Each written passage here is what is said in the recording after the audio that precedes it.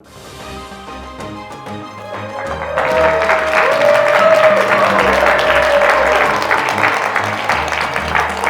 a nice Sunday morning to all of you. Thank you. Thank you.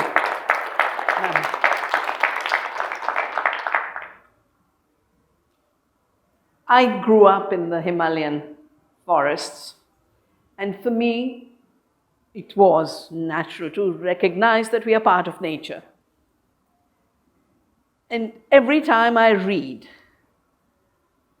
about the illusion and the false assumption that we are somehow outside nature and we are masters and owners and controllers, I realize that that illusion is at the heart of both the threat to the planet and our health. Everything we do to the earth, we are doing to ourselves because we are part of the earth. We are not separate from her, we are not outside her. Every process that works for a healthy planet works for healthy people. And of course, you could go into ancient thinking. In India, we think of the 5 elements, the Panch Mahabhuta, the earth, the water, the fire, the air, and most interestingly, space.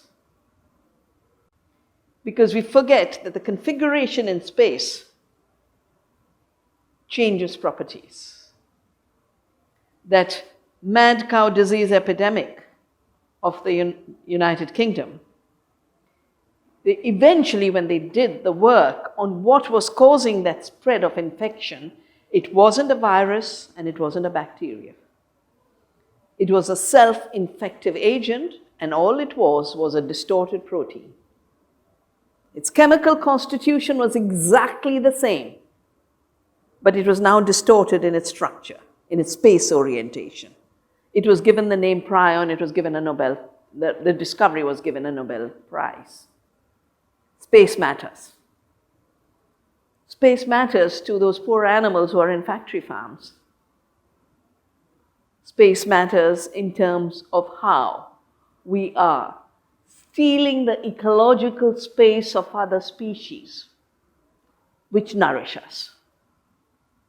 We have an ancient Veda called the Upanishad called the Isho Upanishad, which says, this universe is for all beings. Enjoy her gifts without greed, because you cannot take other people's share and other species' share. And then it goes on to say, taking more than your share is theft. It's theft from other species, theft from other people, and theft from future generations. And that's where we are, where the future generations are now waking up and saying, you can't steal our future. The Intergovernmental Panel on Climate Change met, and the COP of the Climate Treaty met in Poland in December. And all of these young children, 10 years old, 15 years old, were sending messages. There was one beautiful one from across the world. It really touched me. It was just before Christmas, and it said, all I want for Christmas. And here were these children speaking from around the world of what's going wrong. Some were talking climate change, some were talking species extinction, some were talking hunger. And at the end of it, each of them said what they want. Said, all I want is a future. All I want is a future. Now, how could humanity have reached a stage where the future generations whom we are supposed to be taking care of are telling us, all I want is a future? My civilization and the indigenous cultures of this land always talked about the 7th generation.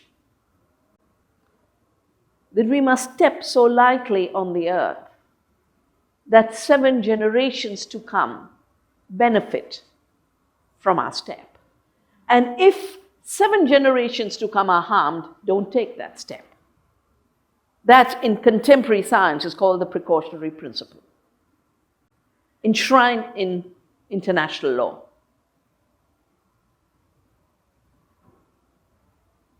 And it's the violation of both the precautionary principle, the violation of the rights of future generations, of other species and other human beings that has also led to the disease epidemic, the chronic disease epidemic.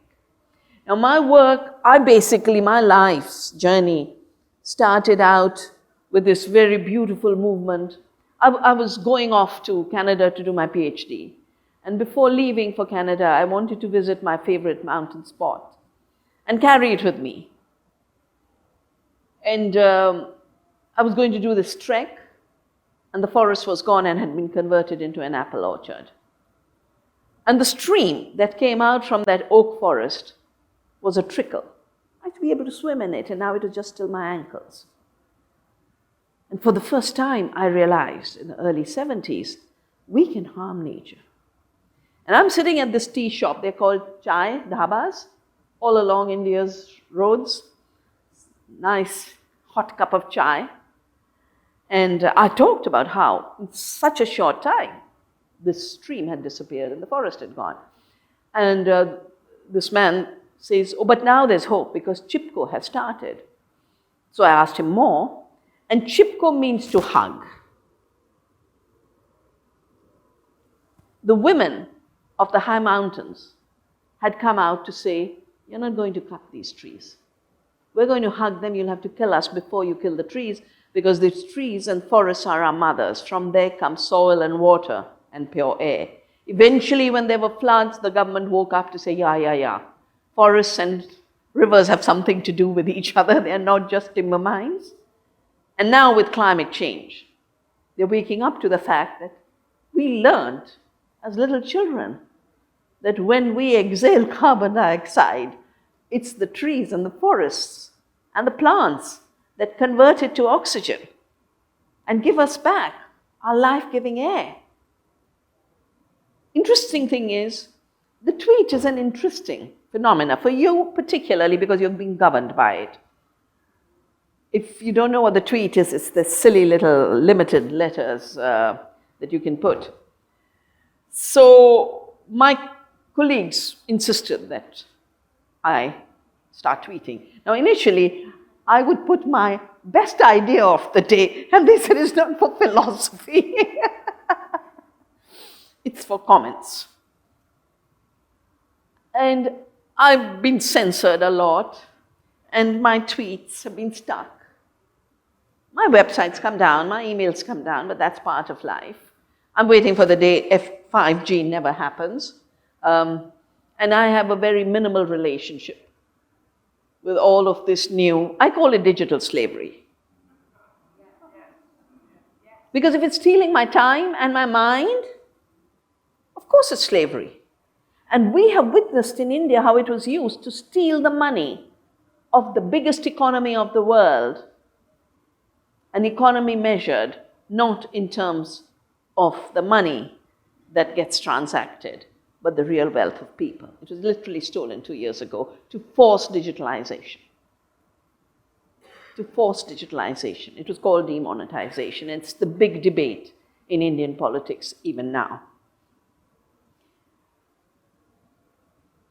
If you look at just two central figures, 75% of all damage to the planet is coming from the industrial food system. 75%. I think 3 years ago, there was a big expo in Milan, the Milan Expo. And the theme of this expo, because it was in Milan, was how to feed the world, because the Italians are passionate about food. And they made me an ambassador, and I was asked to write a book on who feeds the world. So I did a book called Who Really Feeds the World, because there's feeding the world in propaganda, and there's feeding the world with real healthy stuff.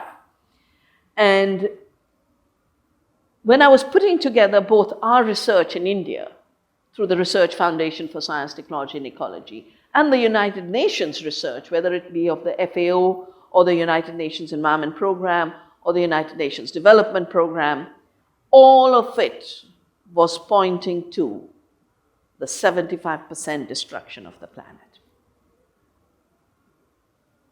In terms of climate change, the greenhouse gases are up to 50% from an industrial food system. And the figures are there in the UN FCC. In the production itself of industrial food with fossil fuel intensive farming and chemicals derived from fossil fuels like synthetic nitrogen fertilizers, which are made, interestingly, by blasting fossil fuels at very high temperature to fix atmospheric nitrogen.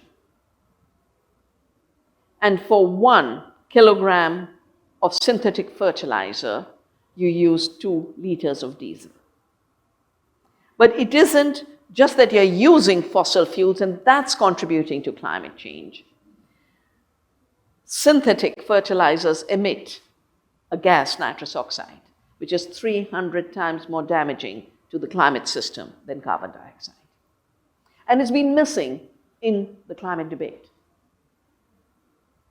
I just got a letter from Germany where young people are saying, we've got to free the soil of these synthetic fertilizers. And they're interested in addressing climate change. And they've woken up to the fact that you can't just talk carbon. And you definitely cannot equate living carbon with dead carbon. Dead carbon is the carbon of the plants and the sea life that the earth buried deep within herself and fossilized into what is fossil fuels. The gas, the oil, and I think the fact that the earth put it all under the soil deep down, basically she was saying, hands off, keep it there, keep it in the ground. And it's not that we didn't know it's there, because there's histories of First Nations using tiny bits for lighting, of the Burmese. The Burma shell was one among the first. The Burmese used to use it for lighting, but a little bit. And then we created Standard Oil, which had to be broken up later for antitrust. And oil was pushed everywhere. Oil was pushed everywhere, including in synthetic fertilizers. There were partnerships between IG Farben, the group of companies, the cartel that was responsible for all the human rights violations in Hitler's Germany, and Standard Oil. There was a company called Standard IG Farben. The money used to move. It was interesting. It used to move for weapons to fight each other, and then it used to move for the foundations of the tools that then became the foundations of industrial agriculture. And in those days, they used to say, we are now going to make bread from air, because the technology of blasting fossil fuels at high temperature fixed nitrogen was originally a technology for making explosives and ammunition. Later they said, oh, we can use it for fertilizer. And that's why it's not an accident that so many of the bombings are fertilizer bombs. The Oslo bombings, that young man was collecting fertilizer and blew up the government offices. Afghanistan, I was giving a talk once, and it was a security meeting. And there was a high-level security person from the US.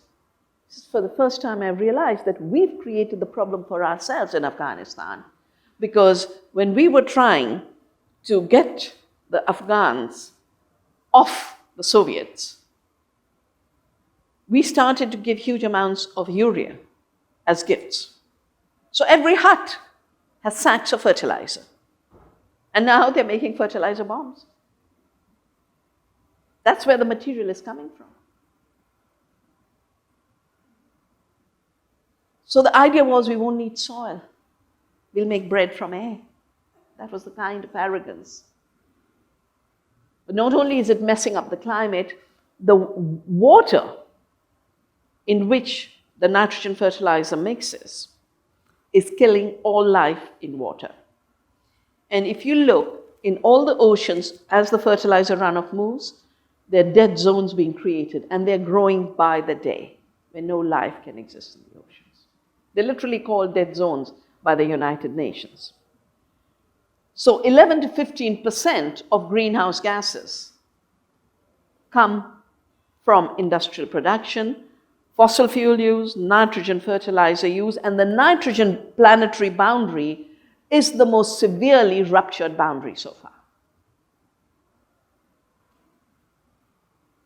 And the third source is methane. Animals in factory farms emit methane because of the food they're fed. They're fed grain, not grass. Basically, herbivores are called herbivores because they live on grass. They live on a plant-based diet. And I've had these huge debates because FAO produced a report, The Long Shadow of Livestock. I said, but our livestock, our cow is a sacred cow. And she's not emitting methane. She's giving us the most beautiful blessings in her urine and her cow dung. We worship the cow dung in a festival around Diwali. Gobar Dhan Puja.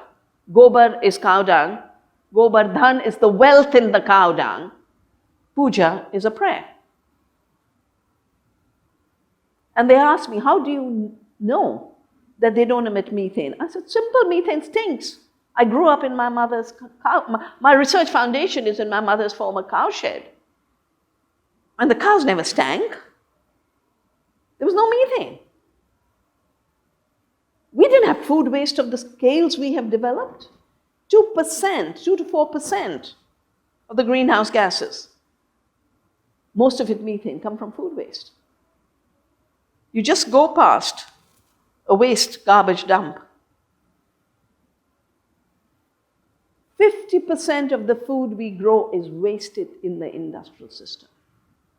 The first reason it's wasted is they've celebrated uniformity as quality of safety. And I have in my country, as they tried to bring such laws on hygiene and sanitary and phytosanitary measures. And I remember the first draft, we had a good law on prevention of food adulteration. You can't add to food something that doesn't belong to food and should not be eaten. And we were fighting Coca-Cola because it adds all kinds of stuff that are inedible to Coca-Cola, including phosphoric acid and antifreeze that's put in cars for temperatures like this. So the thing is higher.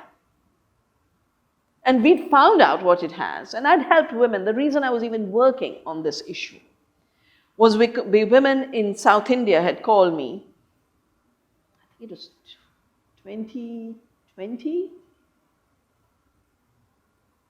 No, 2020, 2010, or maybe even earlier.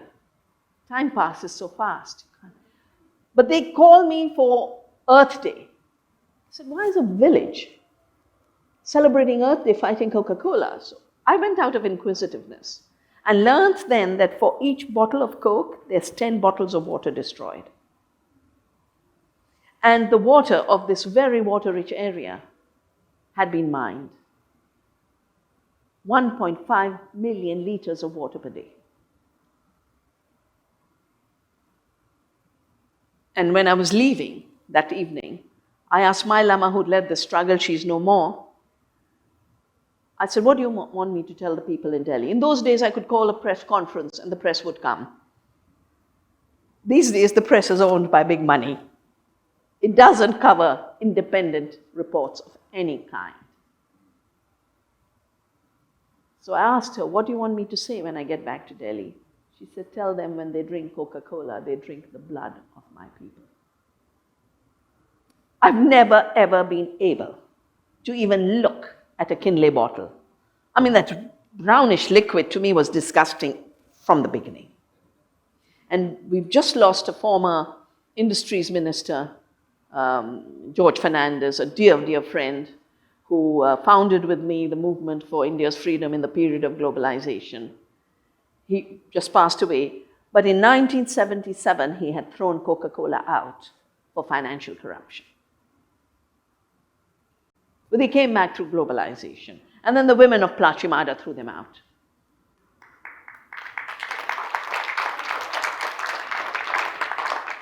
So when this movement was growing, we started a campaign to establish Coke and Pepsi-free zones everywhere.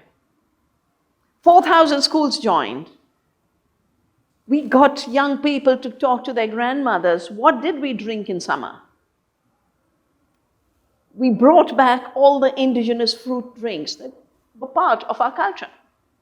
We have a little book. The latest edition is called Biodiversity in a Glass. And 4,000 schools went Coke Pepsi free. In our organic cafe in Delhi, in the Delhi heart, you'll still see a big poster, Coke Pepsi free zone. So when people want a Kinley bottle, we say, sorry, not available.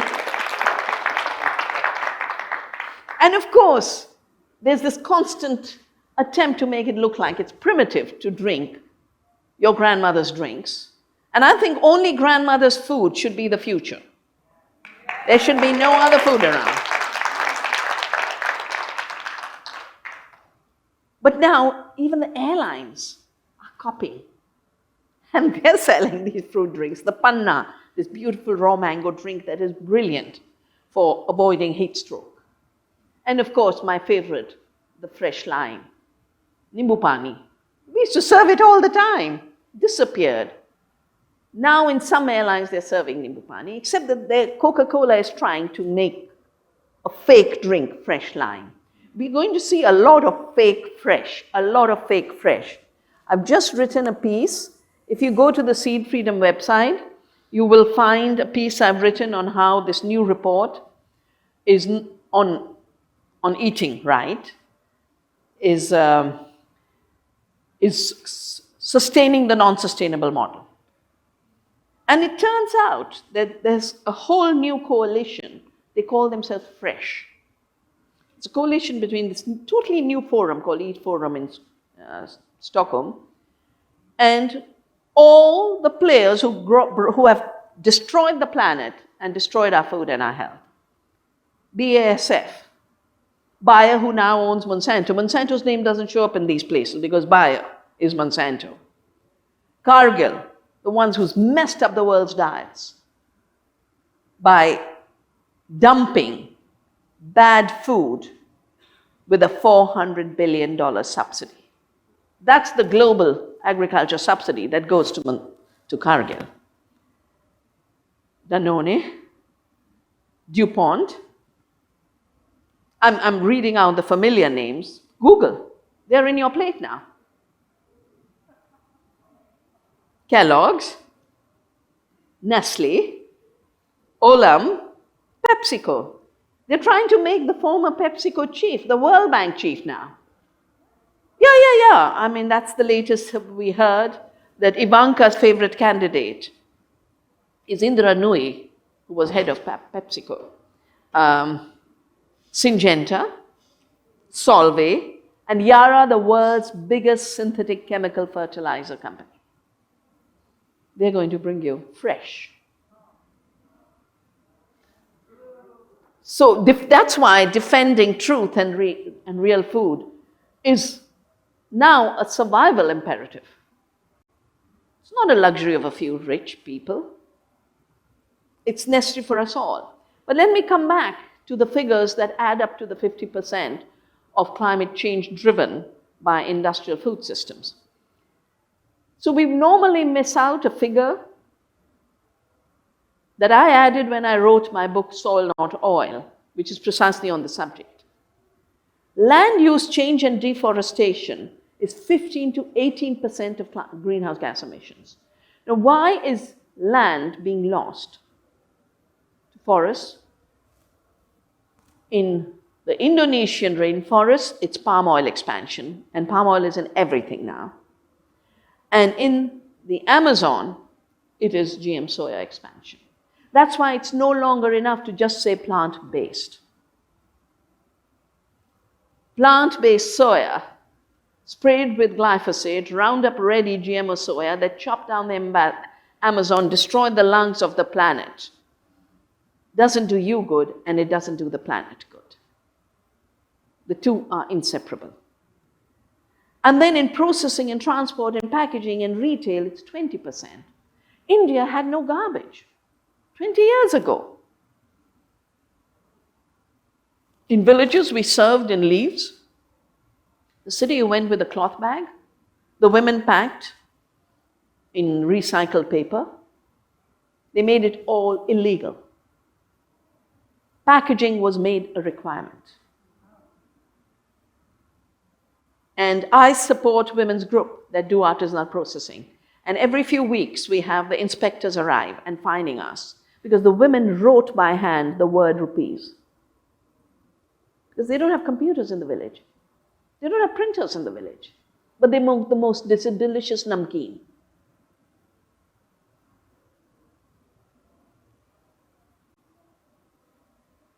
When I was coming to the US, there was a new big installation at the Delhi airport by PepsiCo about how they're growing ecologically friendly.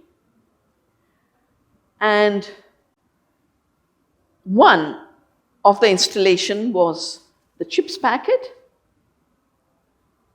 You know, the chips come in aluminum packets. And on the package, they had put 78% plant-based. I said, now this miracle of PepsiCo, you know, they had the miracle of turning good enough food into terrible stuff, the chips that are spreading obesity. How did they do the miracle of making aluminum out of plants? Because basically for them, it's just imagining that people will walk through, believe this is true, and take the package and not feel guilty about being part of the garbage. And our Prime Minister has even launched a huge program called Swachh Bharat, Clean India. And I always say, till you stop the industry that creates bad food within the package and garbage in the package, is making us dump garbage within our bodies and dump garbage outside, and you give them tax concessions for 20 years, and you allow them to rip off the farmers. I'll give you the figures. I mentioned yesterday the BT cotton suicides. Last year, suicide started in the potato area. We don't have a potato area. We are not Peru. Peru grew potatoes. I mean, we grow potatoes, a little sabji, aloo ka parantha, it's wonderful. But we didn't grow it in miles and miles and miles. And the most fertile land of the world that the Ganges has created by depositing silt from the Himalaya over millennia, in that area there's potatoes being grown now. And last year the farmers were selling potatoes for 5 rupees for a bag of 50 kilos of potato. Now, 70 rupees makes $1. So divide 70, 5 rupees, can you imagine what it is? I think less than 5 pence, huh? For 50 kilograms. Now, Pepsi takes that potato that it got for 5 rupees for 50 kilograms and gives you 20 grams for 20 rupees. And also the aluminum package that they are now pretending is made of plants. Because I think you all have infected them with plant-based. They think it's so fashionable to say plant-based. So even aluminum now is becoming plant-based material. Renewable resources. The IPCC, which is the Intergovernmental Panel on Climate Change, in its recent report released for the Poland summit, has warned that we have exactly 12 years to make a transition. After that, things will be so catastrophic that making a change will not be possible. And whether it is the IPCC or the Biodiversity Convention or scientists around the world, they're talking about a decade window. The Biodiversity Convention is talking about the 6th mass extinction. Now, why are insects suddenly disappearing? 80% are gone. 80%. And among the insects are the pollinators, the butterflies and bees. Because you've created a whole body of chemicals whose only job is to kill.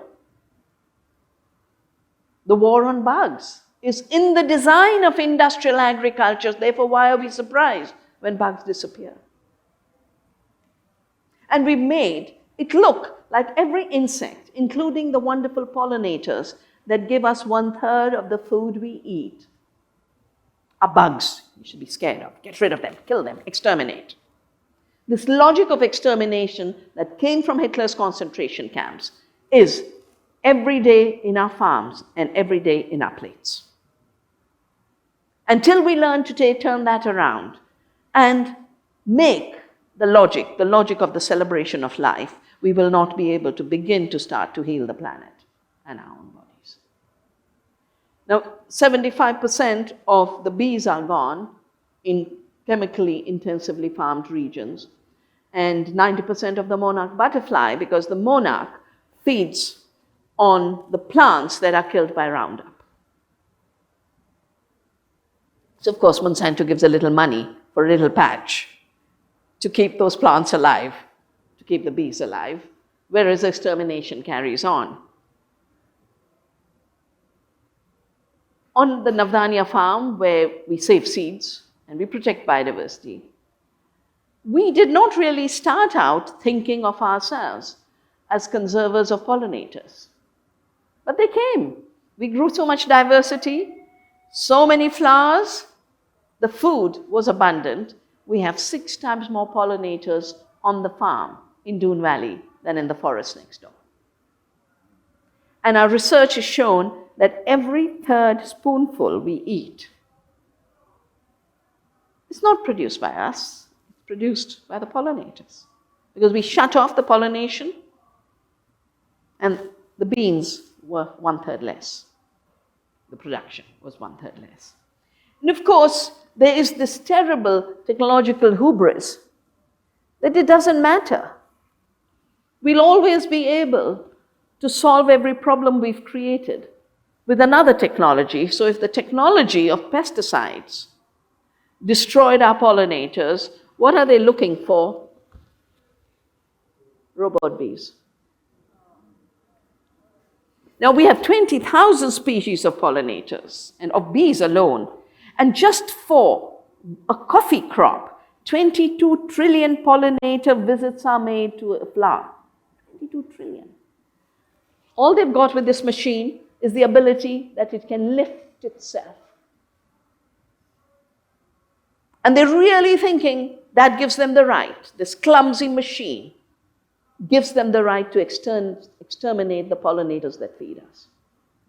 And I believe they have a right not only because they feed us, they have a right because they are.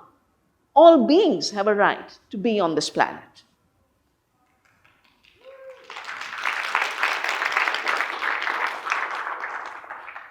And if the mechanical worldview, which started with the fossil fuel age,